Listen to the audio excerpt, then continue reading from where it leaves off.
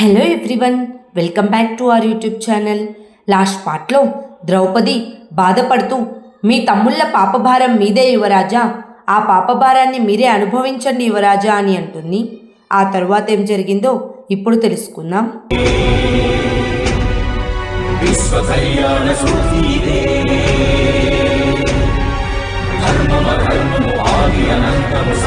సత్యము సార్థకలంకము జాత్యంకార పర్యవసానము శక్తిదే భక్తిదే జీవన్ముక్తికి మార్గమిదే పంచమ వేద సారం మహాభారతం కృష్ణుడు చూపిన లీల ఇది జీవన వేద మార్గమిది గీత జనించిన క్షేత్రమే ఇది మహాభారతం.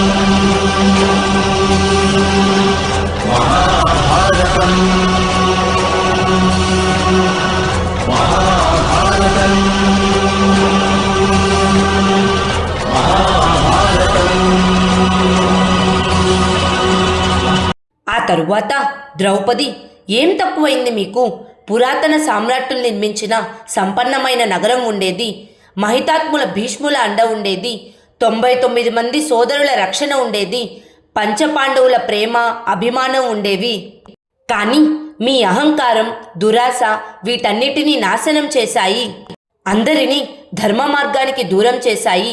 అందరినీ అసురుల వలె ప్రవర్తించేలా చేశాయి. ఈ విధ్వంసాన్ని చూసి మా మనస్సులు చితులు మాదిరిగా దహించిపోతున్నాయి. మీ ఆత్మ ఈ పాపభారాన్ని ఎలా సహించగలుగుతుంది? ఒకవేళ నేను మిమ్మల్ని క్షమించగలిగితే తప్పకుండా క్షమించేదాన్ని. కానీ ఒక స్త్రీ గౌరవానికి భంగం కలిగించిన వారిని క్షమించడం మంచిది కాదు. ఇది నా పరాభవానికి ప్రతీకారం కాదు యువరాజా. లోకంలోని బాధిత స్త్రీలందరికీ జరిగిన న్యాయం. ఈ న్యాయం ఎప్పటికీ విఫలం కాలేదు, ఇప్పటికీ మించిపోలేదు. మీ పాపాలకు ప్రాయశ్చిత్తం చేసుకుని దండనను స్వీకరించండి. మీ ప్రాణాలకు నేను రక్షణ కల్పిస్తాను. ఇలా చేస్తే మహారాణి గాంధారికి ఒక్క కొడుకైనా జీవించి ఉంటాడు కదా. లేదంటే రేపు రణభూమిలో మీకు కూడా ఇదే విధంగా భయానక మృత్యువు లభిస్తుంది. ఎందుకంటే ఇప్పుడిక ఈ మహాభారత యుద్ధం త్వరలోనే సమాప్తం కానుంది. ఈ భరతభూమిలో ధర్మ సంస్థాపన తప్పకుండా జరుగుతుంది యువరాజా, ఇది నిశ్చయం అని అంటుంది. హస్తినాపురంలో ధృతరాష్ట్ర మహారాజు మరణించిన దుశ్శాసనను తలుచుకొని కుమిలి కుమిలి ఏడుస్తూ ఉంటాడు.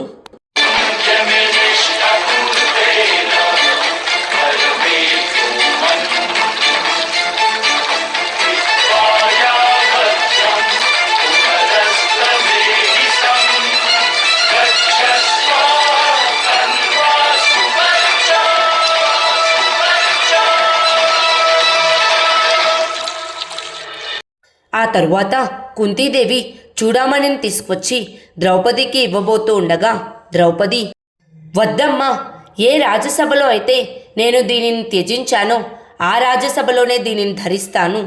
అంటే మీ కొడుకులు విజయులైన తరువాత, దుర్యోధనుడు మృతి చెందిన తరువాత అని అంటుంది. ఆ తరువాత గాంధారి వేదవ్యాస మహర్షి దగ్గరికి వెళ్తుంది. వేదవ్యాస మహర్షి గాంధారిని చూసి, నాకు ముందే తెలుసు గాంధారి, నీవు తప్పకుండా ఇక్కడికి వస్తావని అని అంటాడు. వెంటనే గాంధారి, నా రాకలోని ఆంతర్యం మీకు తెలిసే ఉంటుంది మహాముని అని అంటుంది. అప్పుడు వేదవ్యాస మహర్షి, నాకు తెలుసు, కానీ నీవు నీ జీవన పర్యంత తపఫలాన్ని త్యజించి ఒక అపరాధిని దండన నుండి విముక్తి చేసేందుకు ప్రయత్నిస్తున్నావా గాంధారి అని అడుగుతాడు.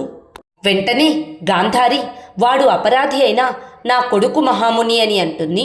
అప్పుడు వేదవ్యాస మహర్షి, నీ తపఫలం నశించిపోతుంది, మరణానంతరం నీకు నరకవాసం లభిస్తుంది అని చెప్తాడు.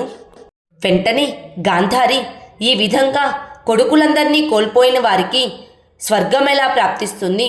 స్వర్గమైనా సరే నరకంలాగే అనిపిస్తుంది అని బాధపడుతూ ఉంటుంది. అప్పుడు వేదవ్యాస మహర్షి, సరే విను, నీవు జీవన పర్యంతం చేసిన తపశ్శక్తి నీ శరీరంలోనే నెలకొని ఉంది. ఈ శక్తి నీ కొడుకు శరీరాన్ని వజ్ర సమానం చేస్తుంది. సాక్షాత్తు ఆ యమధర్మరాజు దాడి చేసినా వాని ఏ అవయవాన్ని ఖండించలేరు. వెళ్ళు గాంధారి, నీకు శుభం కలుగుతుంది అని అంటారు. వెంటనే గాంధారి కానీ మహాముని, నేను ఏ విధంగా నా జీవిత పర్యంత తపశ్శక్తిని నా కొడుకు కవచంలాగా మార్చగలను? మీరే ఏదైనా మార్గం చూపించండి అని అడుగుతుంది. మనిషి తన తపశ్శక్తితో తన మనసులోని ఆలోచనలను, ఆశలను, కోరికలను, అలాగే లాలసను సంయమనంగా ఉంచుకుంటాడో అక్కడే తన తపశ్శక్తి కేంద్రీకృతమై ఉంటుంది. నీవు ఆర్జించిన తపశ్శక్తి ఎక్కడ కేంద్రీకృతమై ఉంటుందో దానిని గ్రహించవలసింది నీవే గాంధారి. కేవలం నీ తపశ్శక్తే నీ కొడుకును సురక్షితంగా ఉంచగలదు అని చెప్తాడు.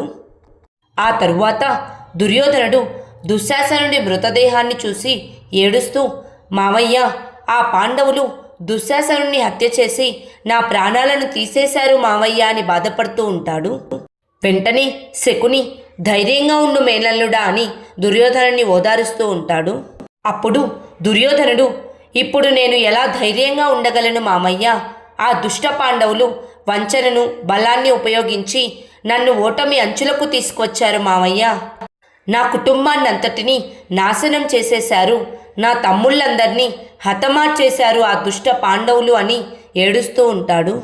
అప్పుడు అంగరాజు కర్ణుడు, మిత్రమా, యుద్ధము, పవనము ఏ క్షణమైనా మారవచ్చు. మీరు రాకుమారుడు దుశ్శాసనుడికి అంత్యక్రియలు చేయండి. ఇంతలా భయభ్రాంతం కాకండి మిత్రమా అని ఓదారుస్తూ ఉంటాడు. అప్పుడు దుర్యోధనుడు, యోధుడికి మృత్యు అంటే భయముండదు, పరాజయం అంటే భయం ఉంటుంది. ఈరోజు నా మనసు పరాజయ భయంతో కంపిస్తోంది మిత్రమా. ఈ విధంగా నేను పరాజితున్నై ప్రాణాలు త్యజించవలసిందేనా?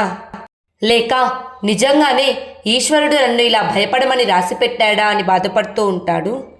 కనీసం ఒక్క పాండవుని మృతదేహాన్నైనా ప్రత్యక్షంగా చూసిన తర్వాతే నేను మరణించాలి. మిత్రమా కర్ణ, జీవితాంతం నేను నీ మీద నమ్మకం ఉంచుకున్నాను. నా నమ్మకాన్ని నిజం చేయి మిత్రమా. ఏ విధంగానైనా సరే ఒక్క పాండుపుత్రుని మృతదేహాన్ని నా దగ్గరకు తీసుకురా. దుశ్శాసనుడి చితి ఒక పాండుపుత్రుని చితి సరస్సున లగులుకుంటే నా తమ్ముడి వీరమరణం వ్యర్థమైపోతుంది.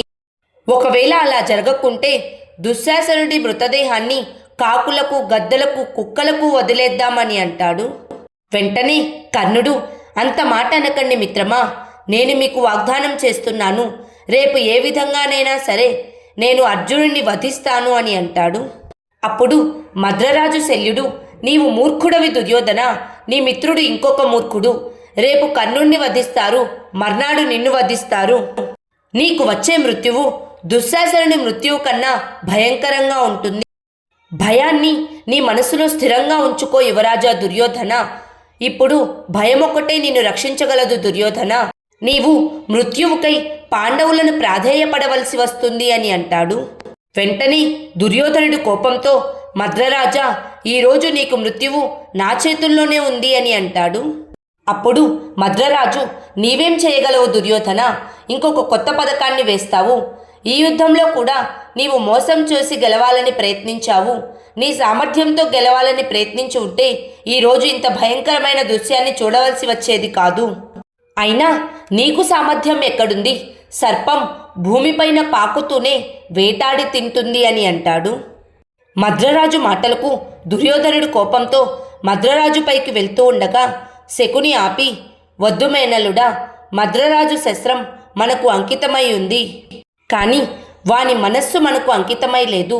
కానీ వీని మనస్సు వెల్లడించిన మాటలతో ఈరోజు మనకొక కొత్త పథకాన్ని సూచించారు. మద్రరాజా, మంచి ఆలోచన చెప్పినందుకు కృతజ్ఞుణ్ణి. పథకం వేయాల్సిన మార్గాన్ని మీరు సూచించారు అని అంటాడు. ఆ తరువాత పాండవుల శిబిరంలో వాసుదేవుడు అర్జునుడి దగ్గరికి వెళ్ళి, నీ సామర్థ్యానికి ఇది నిజమైన పరీక్ష. రేపు నువ్వు అంగరాజుతో తలబడనున్నావు. ఈ పరీక్ష ఎటువంటిదంటే విజయానికి ప్రశంస లభిస్తే పరాజయానికి ప్రతిష్ట లభిస్తుంది.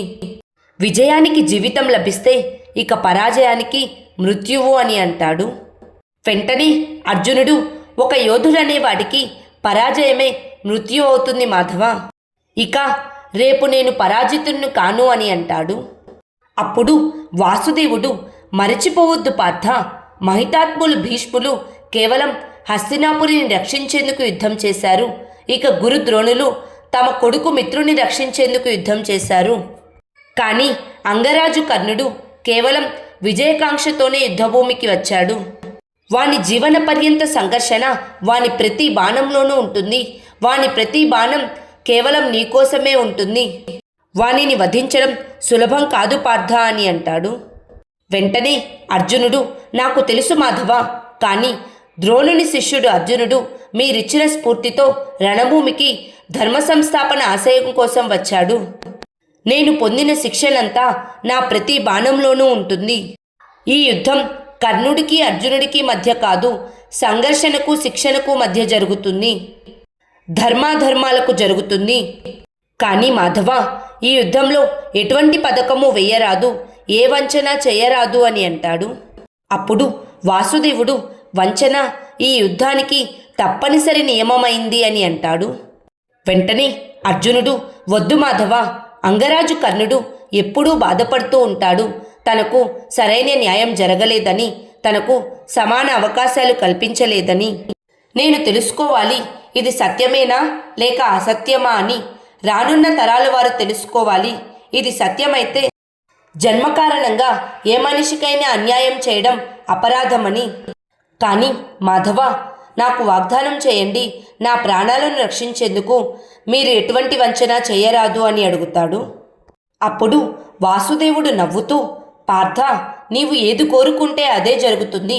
నీ ప్రాణాలను రక్షించేందుకు నేను ఎటువంటి వంచన చేయను అని అంటాడు. అదే సమయంలో కౌరవుల శిబిరంలో శకుని నాగరాజు తక్షకుణ్ణి ఆవాహనం చేస్తూ ఉంటాడు. అది చూసి కర్ణుడు, మిత్రమా దుర్యోధన, ఈ యుద్ధంలో నాగులు పాల్గొనడం నియమాలకు విరుద్ధం అని అంటాడు. వెంటనే దుర్యోధనుడు, నియమాల? మిత్రమా కర్ణ, మన కళ్ళ ముందు యముడు వచ్చి కూర్చుంటే అప్పుడు మనకు నియమాలు గుర్తుకు వస్తాయా? పాండవులు అన్ని నియమాలను ఉల్లంఘించారు. గురుద్రోణుల హత్య, మహితాత్ముడు భీష్ముడి పరాజయం, మా బావగారు జయద్రథుని వధ, నియమాలు వారికెప్పుడు గుర్తున్నాయి మిత్రమా? నా ప్రియ సోదరుడు దుశ్శాసనుడి ఛాతిని చీల్చి రక్తాన్ని తాగే పిశాచాలతో యుద్ధం చేస్తున్నప్పుడు నియమాలను నేను ఎందుకు గుర్తుంచుకోవాలి మిత్రమా? ఆ పాండవులు రాక్షసుడైన ఘటోత్కచుడి సహాయం తీసుకున్నారు.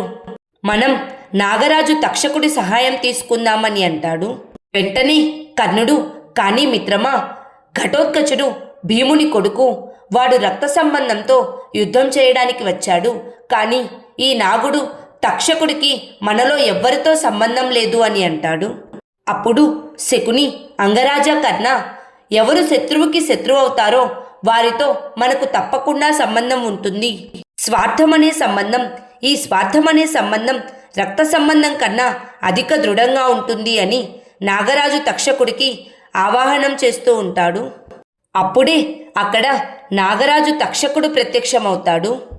తక్షకుణ్ణి చూసిన దుర్యోధనుడు, నాగరాజా తక్షక, మా శత్రువులను ఓడించేందుకు మీరు మాకు సహాయం చేస్తారా అని అడుగుతాడు.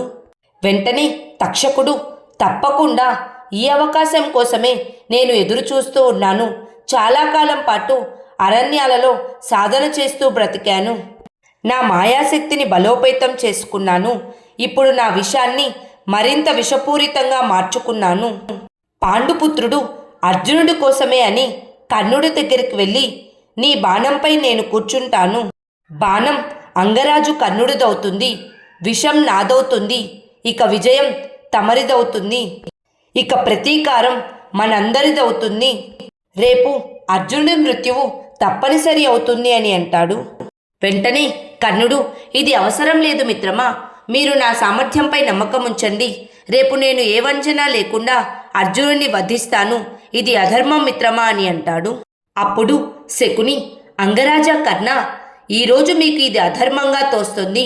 కానీ విజయం సాధించిన తర్వాత మనం ధర్మానికి అధర్మానికి అర్థాన్నే మార్చేస్తాము. విజయం పొందిన తర్వాత మనం చేసిన పనులను ధర్మంగా చాటించుకుందాం. విజయాన్ని పొందిన వారు ఏది మాట్లాడినా ధర్మమే అవుతుంది. ఒక్క విషయం మర్చిపోకండి, తక్షకుడు యుద్ధంలో పాల్గొని అర్జునుడిని వధిస్తే మీ ప్రతిజ్ఞ అలాగే మీ ప్రాణాలు రెండూ సురక్షితంగా ఉంటాయి అని అంటాడు. ఆ తరువాత తక్షకుడు కర్ణుడి దగ్గరికి వెళ్ళి, అంగరాజా కర్ణ, మీరు నా పేరు తలుచుకుని ఏ బాణాన్ని సంధిస్తారో దానిపై నేను అధిరోహించి మీ శత్రువు శరీరంలో విషాన్ని నింపేస్తాను. వానిని నేను స్పృశించగానే వాడు మృతి చెందుతాడు. అప్పుడు మనందరి శత్రువు మృతి చెందినట్లే మీరు నన్ను ఏ బాణంపై అధిరోహింపచేసి ప్రయోగించినా దానికి మీ శత్రువు దగ్గర ఎటువంటి సమాధానము ఉండదు. నేను ఏ బాణంపై కూర్చుంటానో ఆ బాణం మీ రెండవ దివ్యాస్త్రంగా మారుతుంది అంగరాజా కర్ణ అని అంటాడు.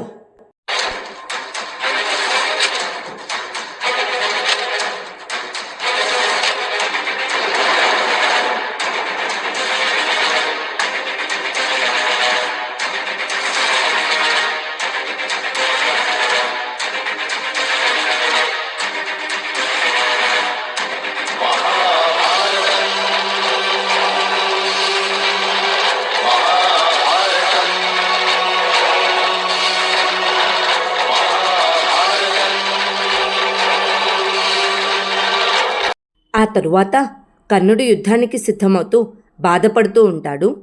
అదే సమయంలో కుంతీదేవి అక్కడికి వస్తుంది. కుంతీదేవిని చూసిన కర్ణుడు, రాజమాత ఆశీర్వదించేందుకు వచ్చారా లేక ప్రాణభిక్ష కోరేందుకు వచ్చారా? మీ 4 కొడుకుల ప్రాణాలను నేను ముందే దానంగా ఇచ్చేశాను అని అంటాడు. వెంటనే కుంతీదేవి శరీరం నుండి ఒక్క భాగాన్ని ఖండించినా సరే దాని బాధను శరీరమంతా అనుభవించక తప్పదు పుత్రా. అదేవిధంగా ఒక తల్లి యొక్క సంతానం జీవితం సంకటంలో ఉంటే ఆ తల్లి ప్రాణాలు కూడా సంకటంలో ఉన్నట్లే. ఇప్పుడు నాదొక విన్నపం పుత్రా, నీ తల్లిపై కరుణ చూపించు. నాకు తెలుసు నువ్వు మాటకు బద్ధుడై ఉన్నావని, కనుక నేను నిన్ను మాట మీరమని చెప్పను. కానీ ప్రతి క్షణము మృత్యు అనుభవించకుండా నేను ఈ క్షణమే మరణించాలి. ఈరోజు యుద్ధంలో నువ్వు నీ తమ్ముడు అర్జునుడితో తలబడుతున్నావని ఊహించుకుంటేనే నాకు మృత్యు అనుభవం కలుగుతుంది. కనుకనే పుత్రా, నేను నిన్ను ప్రార్థిస్తున్నాను, నాకు ఈ క్షణమే మృత్యువును దానంగా ప్రసాదించు అని ఏడుస్తుంది. వెంటనే కర్ణుడు కుంతీదేవి చేతిలోని కత్తిని కింద పడవేసి, ఏం మాట్లాడుతున్నారమ్మా? ఒక యోధుని తల్లి వెంట ఇటువంటి మాటలు మంచివి కావు రాజమాత. ఈ రణభూమిలో ఎందరో తల్లులు తమ కొడుకులను కోల్పోయారు. ఒకసారి వారి రోదనను గుర్తుకు తెచ్చుకోండి. మీరొక రాజమాత, మొత్తం రాజ్యానికే మాత. మీ కొడుకులు సమర్థులు. ఒకవేళ వారికి తెలిసిందంటే మీరు వారిని రక్షించడానికి మీ ప్రాణాలే త్యజించారని, వారి సామర్థ్యానికి కళంకం సోకుతుంది అని అంటాడు. తల్లి కొడుకుకి శక్తి కావాలి, వాని నమ్మకం కావాలి. కనుక నేను మిమ్మల్ని ప్రార్థిస్తున్నాను, మీ కొడుకుని వాని కర్తవ్యాన్ని నిర్వర్తించనివ్వండి అని ప్రాధేయపడతాడు. వెంటనే కుంతీదేవి ఏడుస్తూ కానీ పుత్రా అని అనబోతూ ఉండగా కర్ణుడు, మీ కొడుకుకి వాని వాగ్దానం జ్ఞాపకం ఉంటుంది. సమస్త విశ్వము రాజమాత కుంతిని 5 సమర్థవంతులైన పుత్రులకు మాతగా గుర్తించింది. ఈ యుద్ధం పూర్తయ్యాక కూడా ఈ సత్యమే నిలిచి ఉంటుంది అని వెళ్ళిపోబోతూ ఉండగా వెంటనే కుంతీదేవి, కేవలం ఒక్క విన్నపం పుత్రా, జీవిత పర్యంతం నేను నీ జన్మ రహస్యాన్ని రహస్యంగానే ఉంచాను. మనసులోని బాధను మౌనంగా భరించాను. మొదట నా సాహసం ఓడిపోయింది, తరువాత నీలో ఉన్న ఆత్మవిశ్వాసం నశించిపోయింది. ఇప్పుడు ఈ యుద్ధంలో ఒక మాతకున్న మమత పరాజితం కానుంది అని ఏడుస్తూ, కనుకనే నేను నిన్ను ఇప్పుడు ప్రార్థిస్తున్నాను పుత్రా, ఈ యుద్ధం పూర్తయిన తర్వాత ఈ తల్లికి నీ జన్మ వృత్తాంతాన్ని ప్రకటితం చేసే అనుమతినివ్వు అని అడుగుతుంది. అప్పుడు కర్ణుడు, మీ మాటలు వింటుంటే స్పష్టమవుతోంది రాజమాత, ఈ యుద్ధంలో మరణించేది నేనే అని మీరు ముందుగానే నిర్ణయించుకున్నారు. ఒకవేళ అర్జునుడు మరణించినట్లయితే మీ 5వ పుత్రుడిగా నేనే మిగిలి ఉంటాను. కానీ ఒకవేళ అర్జునుడికి అంత సామర్థ్యం ఉండి యుద్ధంలో నన్ను వధించగలిగితే నేను మీకు అనుమతినిస్తున్నాను. నేను మరణించిన తరువాత మీ కొడుకులు నన్ను ఒక శత్రువుగా భావించి కాకుండా ఒక సోదరునిగా భావించి అంత్యక్రియలు జరపవచ్చు అని చెప్పి అక్కడి నుంచి వెళ్ళిపోతాడు. ఆ తరువాత 17వ రోజు యుద్ధం ప్రారంభమవుతుంది. అప్పుడు అర్జునుడు, విచ్చేయండి అంగరాజా, యుద్ధానికి సిద్ధం కండి అని అంటాడు. వెంటనే కర్ణుడు, నేను నీకోసమే ఎదురుచూస్తున్నాను అర్జున. ఏ రోజు నువ్వు హస్తినాపురంలో మొదటిగా ధనుర్విద్యను ప్రదర్శించావో ఆ రోజు నుంచి నేను నీతో యుద్ధం చేయడానికి ఎదురుచూస్తున్నాను. ధనుర్విద్యలో నా శ్రేష్టతను నిరూపించుకునేందుకు ఒక సరైన అవకాశం లభించేందుకు నా జీవితమంతా ఎదురుచూశాను అని అంటాడు. అప్పుడు అర్జునుడు, ప్రయత్నం ఎదురుచూపు కన్నా అధిక లాభదాయకమైనది అంగరాజా అని అంటాడు. వెంటనే మద్రరాజు, అది అసత్యం రాకుమారా. పక్షిని చూసి ఎలుక ఎగరాలని ప్రయత్నిస్తే దానికేం లాభం చేకూరుతుంది? నిజంగా అలా ఎదురు చూస్తూ కూర్చుంటే ఏదో ఒకరోజు గ్రద్ద తన కాళ్ళతో దానిని అదిమిపట్టి ఎగిరిపోతుంది. ఆ రోజున ఎలుకకు కూడా ఎగిరిన అనుభూతి కలుగుతుంది. అలాగే మీరు ఈరోజు ఈ సూతపుత్రునికి ధనస్సును సంధించే అవకాశం ఇస్తున్నారు అని అంటాడు. అప్పుడు కర్ణుడు, నన్ను బలహీనుడనే ముందు ఒక్కసారి ఆలోచించండి మద్రరాజా. దివ్యాస్త్రాన్ని ప్రయోగించాలన్న ఆశయంతో తన అన్నయ్య కొడుకునే బలి చేసిన వాడు బలవంతుడా, లేక తన శరీరంలోని భాగమైన కవచకుండలాలను దానంగా ఇచ్చినవాడు అధిక బలవంతుడా అని అడుగుతాడు. వెంటనే అర్జునుడు, మీరు నన్ను వధించేందుకు దేవతల నుండి దివ్యాస్త్రాన్ని కోరుకున్నారు అంగరాజా, కానీ నేను మిమ్మల్ని వధించేందుకు ఏ దివ్యాస్త్రాన్ని కోరుకోలేదు. నేను మిమ్మల్ని సామాన్య అస్త్రంతోనే వధించగలను అని అంటాడు. అప్పుడు కర్ణుడు, ధనస్సుని ఎక్కుపెట్టు అర్జున. ఈ విజయధనస్సు నా చేతిలో ఉన్నంత వరకు నీ బాణాలేవి నన్ను తాకను కూడా తాకవు. ధనస్సుని ఎక్కుపెట్టు అని అంటాడు. వెంటనే అర్జునుడు తన ధనస్సును సంధించి బాణాలను వేస్తూ ఉంటాడు. కర్ణుడు కూడా ప్రతిదాడిగా తన ధనస్సును సంధించి బాణాలను వేస్తూ ఉంటాడు. అది చూసి శకుని దుర్యోధనుడితో, మేనల్లుడా, నీ మిత్రుడు ఇంకా నాగరాజు తక్షకుణ్ణి ఎందుకు ఆహ్వానించలేదు? ఏం సందేహం ఉంది వాని మనసులో అని అంటాడు. వెంటనే దుర్యోధనుడు, నేను కర్ణుడి దగ్గరకు వెళ్ళాలి మావయ్య, వానిని ప్రశ్నించాలి, ఇంకా అర్జునుడు ఎందుకు బ్రతికి ఉన్నాడని, వాని మృత్యుగడియలు దాటిపోయాయి అని అంటాడు. అదే సమయంలో అర్జునుడు కర్ణుడు ఒకరిపైన ఒకరు బాణాలను వేసుకుంటూ ఉంటారు. అప్పుడు కర్ణుడు, సూర్యుడిపైన నీటిని చల్లితే సూర్యుడు చల్లబడడు అర్జున, ఏదైనా దివ్యాస్త్రం ఉంటే ప్రయోగించు, నీవు దివ్యాస్త్రాల్లో శిక్షణ తీసుకొని ఉంటే అని అంటాడు. వెంటనే అర్జునుడు, సామర్థ్యంలో దివ్యత్వం ఉన్నవాడు ఎన్నడూ దివ్యశస్త్రాలకై అన్వేషించడు అంగరాజా అని తన ధనస్సును సంధించి బాణాన్ని వేసి అంగరాజు కర్ణుడి రథచత్రాన్ని పడగొడతాడు. అప్పుడు అంగరాజు, మద్రరాజా, మీరు రథం దిశను ఎందుకు మార్చలేదు అని అడుగుతాడు. వెంటనే మద్రరాజు, నేను రథం దిశ మార్చి ఉంటే ఆ ఛత్రం స్థానంలో మీ శిరస్సు ఉండేది. అయినా మీ పరాజయానికి సారథిని నిందించకండి, మీ జ్ఞానమే అసంపూర్ణమైనది. అయినా నువ్వు రాకుమారుడు అర్జునుడితో యుద్ధం ఎలా చేయగలవు? ఈ మాటను ఒప్పుకొని మీరు శిబిరానికి తిరిగి వెళ్ళండి అని అంటాడు. అప్పుడు అర్జునుడు తన ధనస్సును సంధించి బాణాన్ని వేసి అర్జునుడికి ఒక అవరోధాన్ని కల్పించి, మద్రరాజా, అర్జునుడు ఈ అవరోధాన్ని ధ్వంసం చేసేలోపు నేను అర్జునునిపై ఆ దిశగా దాడి చేస్తాను, రథాన్ని ఆ దిశగా పోనివ్వండి అని అంటాడు. వెంటనే మద్రరాజు, ఆ దిశగా వెళ్తే స్వర్గాన్ని చేరుకోలేవు అంగరాజా, స్వర్గానికి దారి వెతుకు అని అంటాడు. అప్పుడు అర్జునుడు తన ధనస్సును సంధించి బాణాన్ని వేసి ఆ అవరోధాన్ని ధ్వంసం చేసేస్తాడు. అప్పుడు మద్రరాజు, నీవు పాతాళానికి వెళ్ళినా అర్జునుడి రథం నీ ముందుంటుంది. పాపానికి వెనుక, మృత్యువు ముందు ఎవరూ వెళ్ళలేరు. పాపం ఎప్పుడూ వెన్నంటే ఉండి వెంబడిస్తుంది, కానీ మృత్యువు కళ్ళ ముందే ఉంటుంది అని అంటాడు. వెంటనే కర్ణుడు కోపంతో, మీ మాటలు ఆపకుంటే మద్రరాజా, నేను మిమ్మల్ని ఇప్పుడే వధించవలసి ఉంటుంది అని అంటాడు. వెంటనే మద్రరాజు, తప్పకుండా నువ్వు నన్ను వధించవచ్చు, కానీ నా చేతిలో ఇప్పుడు శస్త్రం లేదు. శస్త్రం ఉన్నవాడిని నువ్వు వధించలేకపోతున్నావు. రాకుమారా అర్జున, ఈ బాలుడు మీ ధనస్సును చూసి భయపడుతున్నాడు. దయచేసి మీ ధనస్సును మీరు త్యజించండి అని అంటాడు. మద్రరాజు మాటలకు కర్ణుడు కోపంతో రథం నుంచి కిందకు దిగి, మీ రథం నాకు ఇంకా అవసరం లేదు మద్రరాజా, నేను భూమిపై నుంచోనే యుద్ధం చేస్తాను. మీరు నన్ను ఇంతలా అవమానించినందుకు ఈ యుద్ధం పూర్తయిన తర్వాత మీకు సమాధానం చెప్తాను అని అంటాడు. వెంటనే అర్జునుడు, రథాన్ని త్యజించకండి అంగరాజా, రథాన్ని దిగి భూమిపై ఉన్న వారితో నేను యుద్ధం చెయ్యను అని అంటాడు. అప్పుడు కర్ణుడు, అయితే రథాన్ని దిగిరా అర్జున అని అంటాడు. వెంటనే అర్జునుడు రథం దిగి వెళ్ళిపోబోతూ ఉండగా వాసుదేవుడు, ఆగు పార్థ, అంగరాజు రథాన్ని త్యజించారు అంటే వారు శరణాగతిని స్వీకరించారు. ఇప్పుడు వారి మనసులో యుద్ధం చేసే సాహసం లేదు, వారితో యుద్ధం చేయడం వ్యర్థం అని అంటాడు. ఆ తరువాత ఏం జరిగిందో నెక్స్ట్ పార్ట్లో తెలుసుకుందాం. Please like, share and subscribe to our YouTube channel. Thank you.